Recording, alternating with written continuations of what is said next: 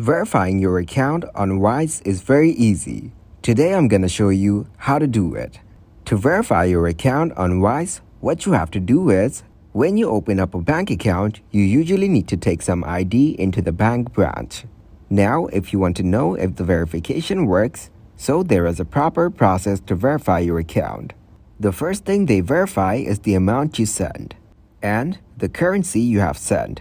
Also checks how many transfers you have made. Now let's get to know about the types of documents that Wise accepts. So you must have a valid ID like passport, national ID, or driving license. Then you should also have a valid proof of address document, which can be utility bills such as gas, electricity, or landline phone.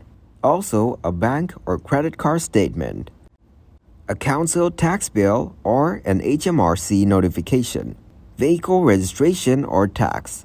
Now, photo driving license showing your address and expiry date. Any other government or financial institution issued document.